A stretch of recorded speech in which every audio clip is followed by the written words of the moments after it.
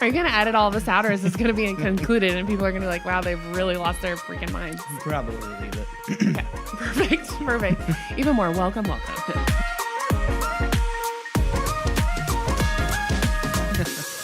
So welcome to a wedding podcast. This is our first one. So this could start out as a hot mess, but just bear with us. Yeah.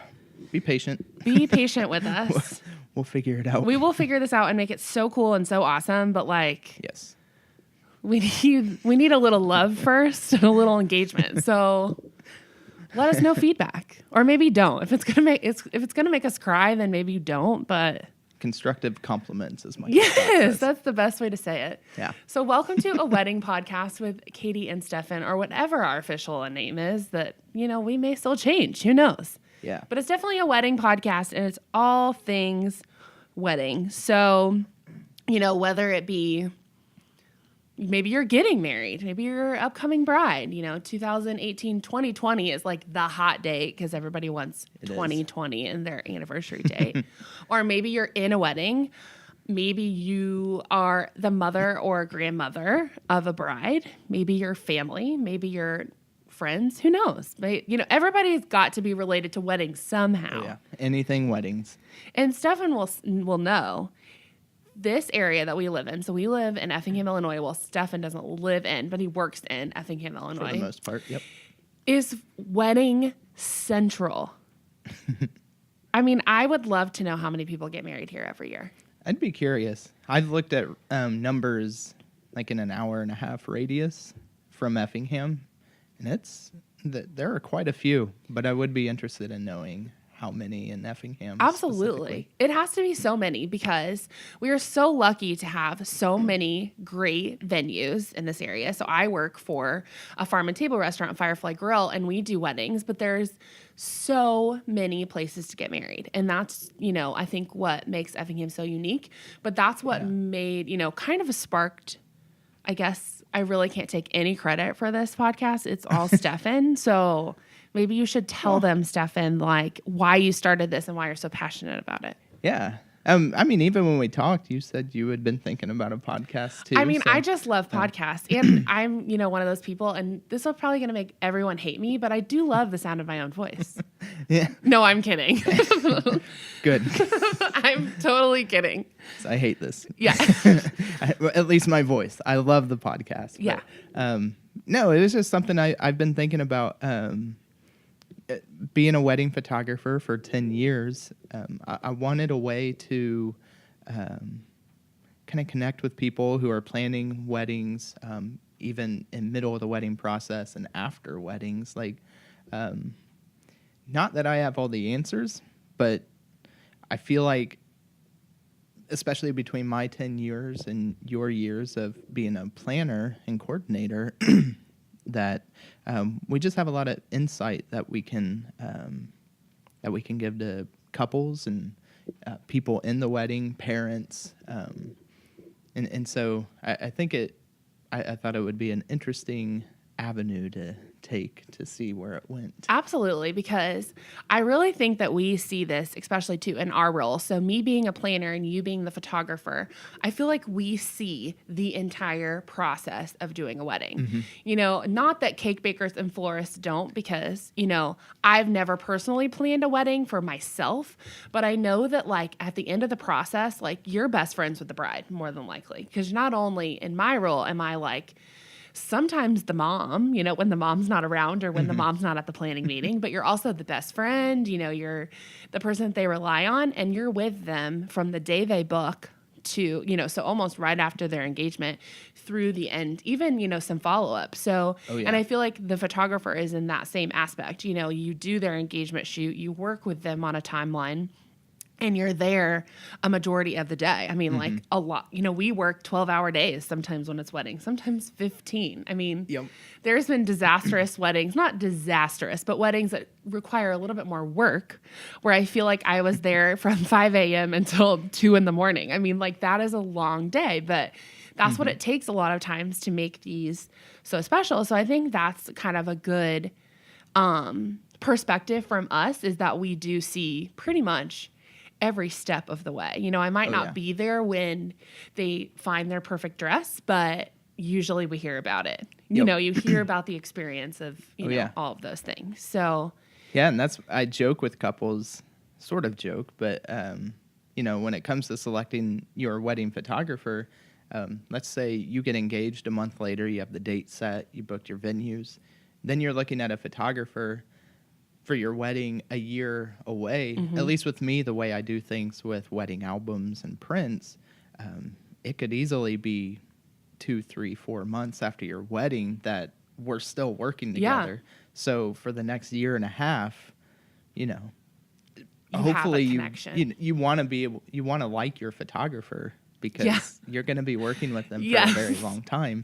And that's kind of the joke that I run with. But, and I'm really interested. So we're not necessarily going to dive into specifics today of, you know, certain different vendors and things like that. But I'm really excited, Steffen, to hear, you know, just some fun stories from you, because I'm sure, I mean, we love all of the brides, but there's always some situations or some stories that you can tell. And I have these too, of just like interesting, I'm not even going to call them disasters, but interesting days or situations. So I think that'll be something that everyone will really enjoy, because not only, it may be you that we're talking about. No, I'm kidding.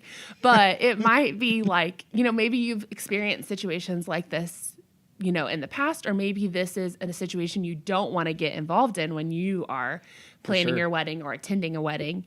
So hopefully we can kind of guide you in the right direction. Yeah. And then between any guests that we have on, you know, they'll be able to provide another perspective, whether it's the flowers or the cake, invitations, whatever we do. I think, you know, weddings, it's a big deal. Absolutely. I mean, it's a multi-billion-dollar industry. And I will tell you, I mean, I always was interested in weddings, but I didn't really understand the full capsule of what it takes to put on an event like this. And I do think that weddings have gotten more extreme as years have gone on. I mean, you know, you see wedding shows and wedding magazines and wedding podcasts, hashtag a wedding podcast. But, you know, I just think they've grown so much just in the last year. And they just can go so many different directions. And I think that's what makes me so passionate about it. And I love sharing that with people, or hearing different people's perspectives. So, and I think that's another thing why I wanted to do a podcast with you and with other people, that I love talking about weddings. I mean, it's ultimately what my life revolves around, being a wedding photographer. And I think a lot of times as wedding vendors, it's nice to be able to talk shop. Because a lot of us are working, you know, solo or with a couple other people. You know, those thoughts, those insights don't really get out that much. They don't. Well, and it's crazy too, because, you know, there are a ton of great photographers in this area. There are a ton of great venues. I already mentioned that. There's, you know, great cake bakers and stuff. And people are always like, oh my gosh, are you in competition with all of them? And it's really not like that in this area, I feel. I mean, of course you want to be the person that gets the most weddings, or, you know, has the most experience, or you know, the best of the best. But honestly, we're such a tight-knit community and a tight-knit wedding community that I feel like, you know, you talking to another photographer, or me, you know, talking with another planner or venue is really just making it better for everybody in the long run. It's not that we don't like any of them or have beef with any of them. I mean, we're all really good friends. And for sure, you know, we do that big wedding show every year, and it's just funny, the camaraderie that you see that, because it's like, well, you know, I'm booked on May 1st, but why don't you go talk to so-and-so? And I think that's another good perspective that we'll be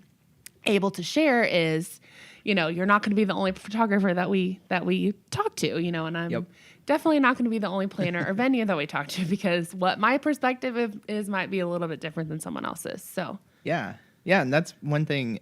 But with the bridal show specifically, it's always so fun, because I feel like a lot of vendors do the show more to see all their friend vendors. Yeah. Oh my goodness. interact Yes. with each Well, how other. many times have you gone out to eat afterwards with like all of the local photographers? Oh, Like I every know that's show. like a tradition for you guys, Yep. you know? And maybe, you know, I've been sick at the end of the bridal show the last like 2 years and it's been terrible. But, you know, I think that's just something to show that we all, maybe love is a little too extreme of a word to use, but we do all just get along and we all trust each other, and that's huge. Yeah. And that's I think, you know, I just like you being a venue and a planner, we can't do every single wedding. No. And so, nor do we want to do No. every single We need a wedding. break. And so it is nice having friends to be able to refer to couples, because you don't have all the answers when you're planning. Right. And so, Right. and so that, I think that just stems from what I was saying earlier. Yeah. Hopefully this show helps that planning process too, Yeah. because it is overwhelming. But it doesn't have to be that overwhelming. Yeah. And I also think this will open up a lot of windows for research too. You know, when girls come to me and they say, who's the best of this certain type of vendor? Of course, I can give my top 3 or my top 5, but I always say, like, what I think is maybe the best is probably not what you think is the best. So, you know, I think this will open up a lot of research for people, because who doesn't Facebook stalk in 2019? And if you are shaking your head that you don't, then you are lying, because everyone does. You know, even when you get a job at an employer, everybody's going to look you up. That's just like how everyone knows everyone. So, you know, I always say, take this list and go home and Facebook stalk them. And you may see pictures that you love. You may see reviews that are great or not so great. You know, our local tourism just actually started a WED association, and it's really nice because it's bringing all the vendors together, so that way you can find them in one spot, you can see their best of the best, you can see their reviews, etc. And I think that's really going to help, and that'll be really great for us to pull, because, you know, For sure. there's you know, most of there's only vendors you trust, but we do trust a lot of them. Again, we have a great vendor community. So, and I think that's the other part of it, that we want to have other vendors on this show that we do trust. Yes. You know, because when you refer somebody, you're putting your name on that referral, and so if that referral ends up being a bad one, it looks bad on you. it comes too. back to haunt you. And so, yeah, I think with the association, that's really going to help too. Yeah. Instill some trust, not just in couples, but with other vendors. Yeah. Um, And I guess we should probably talk about why we think we're qualified to do this. I mean, not only have we been doing, so I've been doing weddings since I graduated in 2010. So I guess 8 years now. And you said you've been doing them for 10 years. This is my 10th. Yep. And I think my story of wanting to get into weddings is just kind of funny, and no one will probably laugh except for me, but I'm going to share it anyway. So I, as a young child, was obsessed with the movie Father of the Bride. I mean, like, obsessed. Unhealthy, probably. Unhealthy. But I, to this day, can quote that entire movie. I mean, start to finish. I can sing the songs in it. I know the scenes. I know everything. And I was just obsessed with it. And I thought, well, honestly, there was one scene specifically that I loved.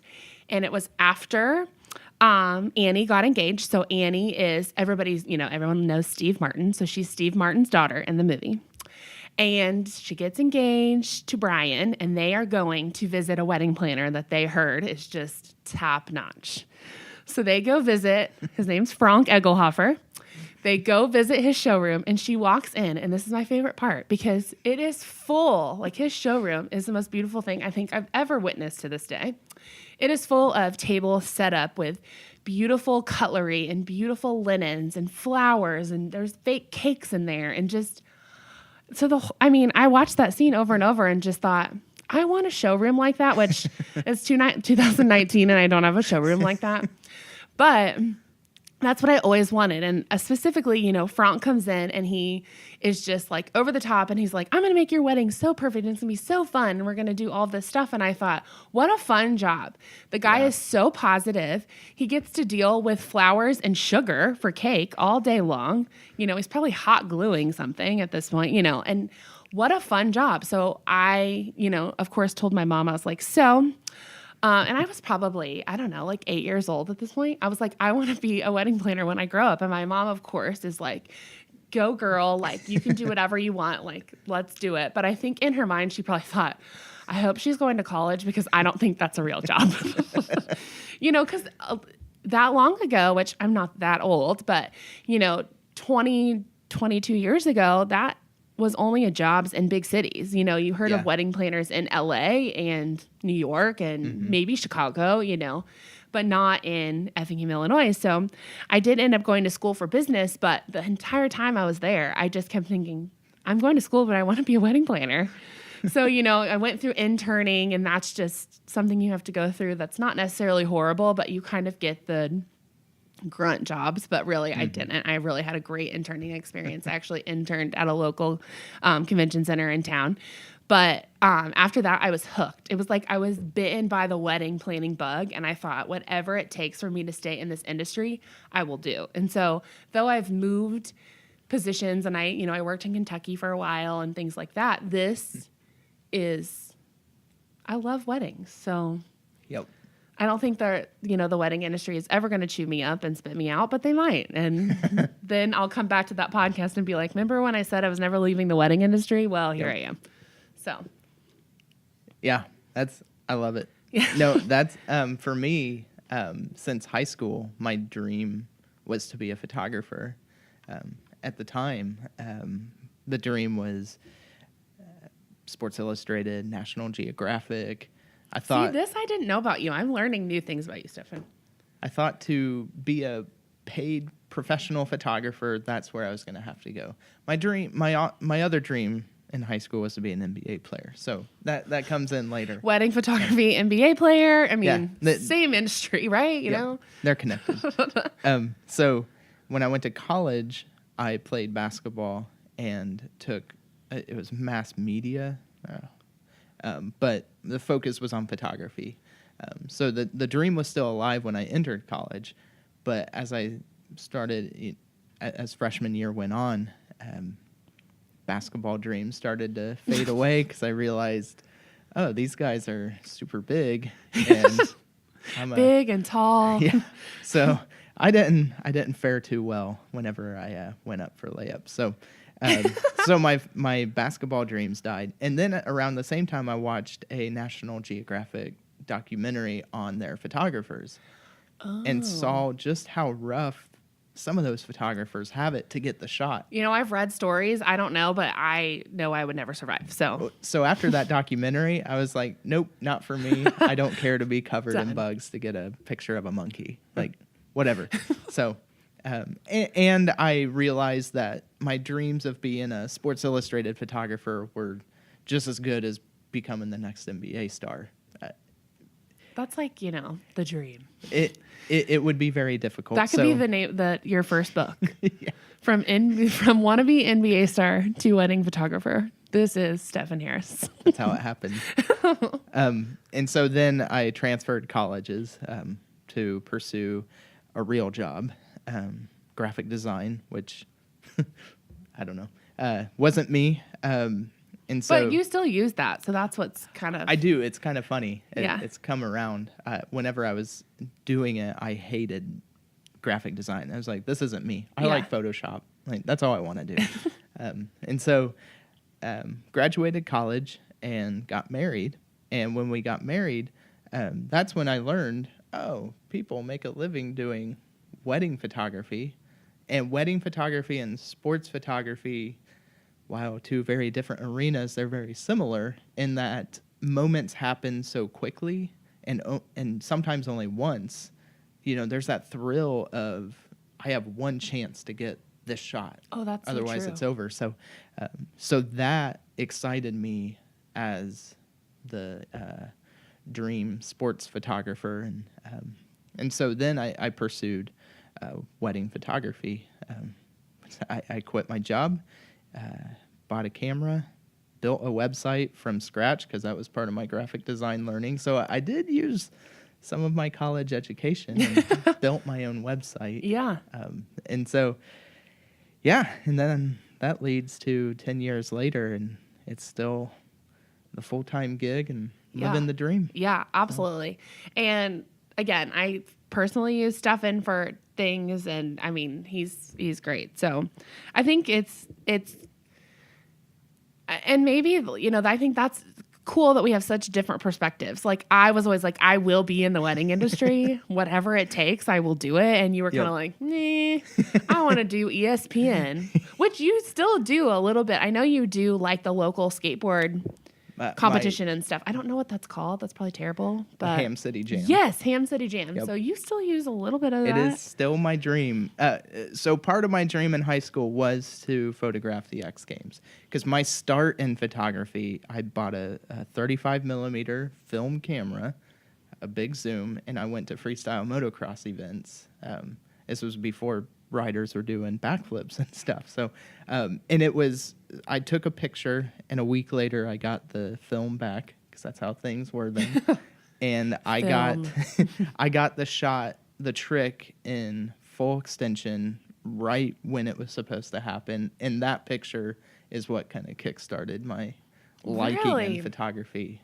That one moment to get the shot. So the X Games dream is still alive. It's just, I mean, who doesn't have big time dreams? You know, for the longest time, I just thought, well, I'm doing this wedding planning thing for now, but I'm probably going to have to go work with David Tutera, who I think is one of the most well-known wedding planners, or Mindy Wise. And I was like, well, this is just my stepping stone. But I did apply to be one of David Tutera's interns, but I think they probably saw my resume and thought, no. That's awesome. Like, nice try, pumpkin, but next stream. But, you know, reach for the stars. Reach for the stars. For sure. So, well, I'm so excited to do this with you, Steffen. I really think that it's going to be not only fun for us and a chance for us to make complete fools of ourselves, but for sure, also to share what we're passionate about, because we just shared how passionate we are about this. So I think it's going to be really fun. Yeah, I'm really excited, and I'm excited to see just where it goes to. Absolutely. And I think that that's something probably I know we kind of talked about how we will take, you know, constructive compliments. Yep. I really like that. I'm gonna start using that. But I mean, if there's something out there that you guys are interested in us talking about, let us know, because we can always prioritize or work a little harder to get somebody on. Yeah. You know, I know just being the planner, people get so stressed about certain things. I mean, completely different things. You know, one bride might be very cautious about what photographer she's using, but she might only care about what her flowers look like. Mm-hmm. Or she may want a dress that is just like out of the box and she can't find it. So I feel like, you know, letting us know what you want to hear about and what you want advice on, we will do our best to not only find somebody to help you or research, and we probably maybe just be able to talk about it ourselves. We'll see. But, you know, any constructive compliments you can give us, we will take. Constructive criticism, we will not. We will not. Yeah, if you don't like us, then fine. No, I'm kidding. But kind of, but for real. So how can you find us? And I'm going to have Steffen talk about this, because I'll be honest, in this podcast duo, Steffen's the one with all of the IT knowledge and all of the, you know, just fancy stuff, because I just use Microsoft Word and Publisher, and I haven't, you know, grown into the Adobe suite yet, or into like hard drives, or computers. Whoa, that's, you know, it's just a lot of work for me. So if Steffen, give them all the info. So right now, website is aweddingpodcast.com. So which I feel like makes us seem so legit. Yep. Because who would have thought nobody had ever gotten that URL before? I can't believe it. I mean, so welcome. aweddingpodcast.com. We are here to stay. Yeah. Social media has not been set up at the time of this recording. So I'm not even going to say what I hope it is going to be. What I hope it is. Yeah. Well, right now they can find us on your photography page, which is Steffen Harris Photography. Yeah. Or any of our personal pages. So Katie Custer, Steffen Harris. I work for Firefly Grill, so eventually we will be hopefully sharing some on that as well. You know, Instagram's a good way to find us. But yeah, we'll have more information on social media as we get cooler. Yeah. Maybe the YouTube. I don't even have the link set up on that yet. But we have a YouTube channel. I'll put them up on the video. Yeah. Like right here, and here, and here. You know how they do it. You know, somewhere cool, like when, you know, like super good YouTubers are like right here, and it's like right underneath that. We'll try to be cool. And then we're going to be on Spotify as well. So when we share the video on Steffan's Facebook page or on my Facebook page or whatever, we'll include like links for everybody to be able to hear us, because I don't know if you all listen to wedding podcasts or listen to podcasts in general, but I listen to them a lot when I'm traveling or when I'm working. It's just nice to put something on that's not mindless, but kind of mindless, so you can like get stuff done. Like, it's really good for me to go through my email and listen to a podcast, and then you get work done, but then you're also learning at the same time. So it's, it's what keeps people young, right? It just keeps that brain going. So for sure, we will share all of that stuff with you. Hopefully you enjoyed this. And again, constructive compliments. Much appreciated. We'll take them. We will take them. So thanks for tuning in. And until next time. Until next time.